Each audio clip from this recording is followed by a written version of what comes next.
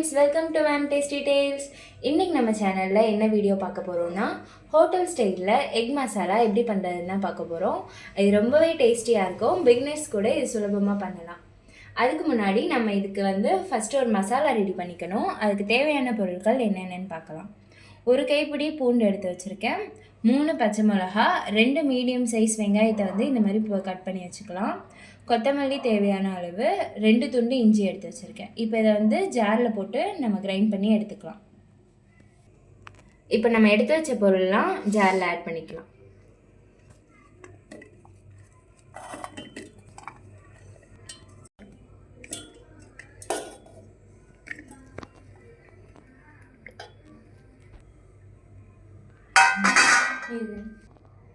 இப்போ இதில் 1 table spoon மிளகு ஆட் பண்ணிக்கலாம்.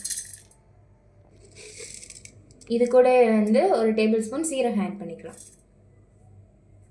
கொஞ்சம் கொஞ்சமாக தண்ணி சேர்த்து ஒரு ஃபைன் பேஸ்ட் மாதிரி அரைச்சி எடுத்துக்கலாம்.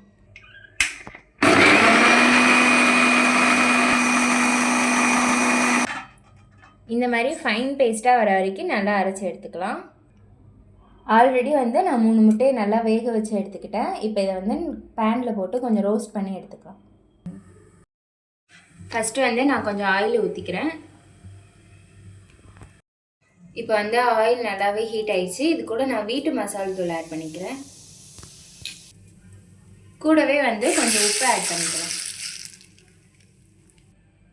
நம்ம எடுத்து வச்சிருந்த முட்டையை இப்படி ஸ்லைஸ் பண்ணி எடுத்துக்கலாம்.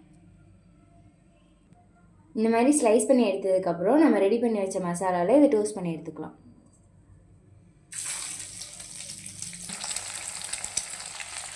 இது இந்த மாதிரி எண்ணெய் நல்லா இதனால ஊற்றி எடுத்துக்கோங்க. அப்போ தான் நல்லா ஊறி வரும். இப்படியே பரட்டி எடுத்துக்கலாம்.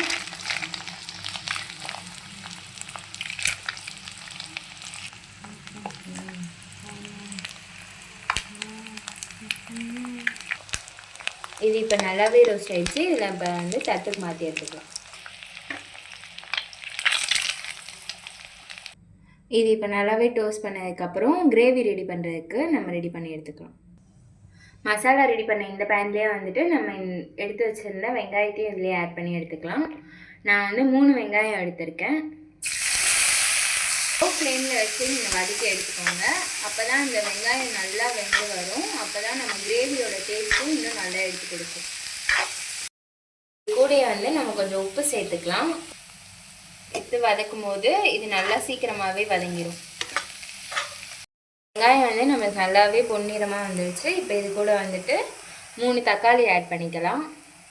தக்காளி நல்லா மசிஞ்சு வரணும். இந்த மாதிரி ஸ்லோ ஃப்ளேம் எடுத்துக்கலாம்.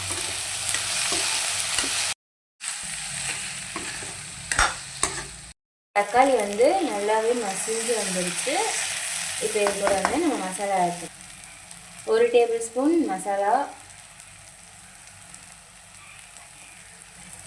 1 டேபிள் ஸ்பூன் மல்லித்தூள்,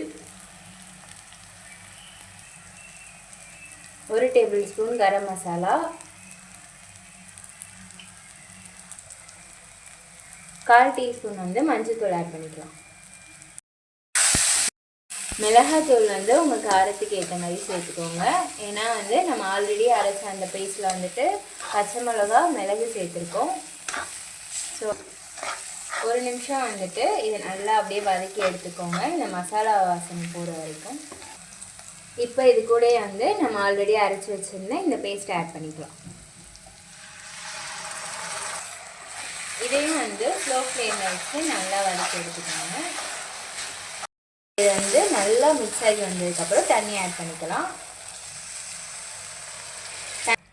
தண்ணி உங்கள் கிரேவி கன்சிஸ்டன்சி எந்த மாதிரி திக்காக வேணுமா இல்லை குழம்பு மாதிரி வேணுமான்றதுனால சேர்த்து நீங்கள் ஆட் பண்ணிக்கோங்க. நான் திக்காக வைக்க போகிறதுனால கொஞ்சோண்டு தண்ணி ஆட் பண்ணி எடுத்துக்கிறேன். இது கூட கொஞ்சம் உப்பு ஆட் பண்ணிக்கலாம். எனக்கு இப்போ இது இந்த அளவுக்கு நல்லா கொதிச்சு வரும்போது நம்ம முட்டையை ஆட் பண்ணி எடுத்துக்கலாம்.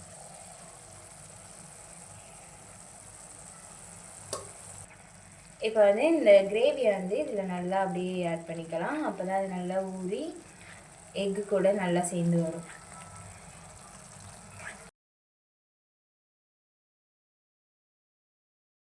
இப்போ இது கூட கொத்தமல்லி சேர்த்துக்கலாம்.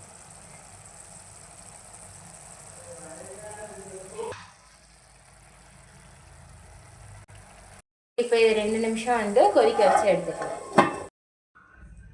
இப்போ இதை வந்து நம்ம பிளேட்டில் சர்வ் பண்ணி எடுத்துக்கலாம்.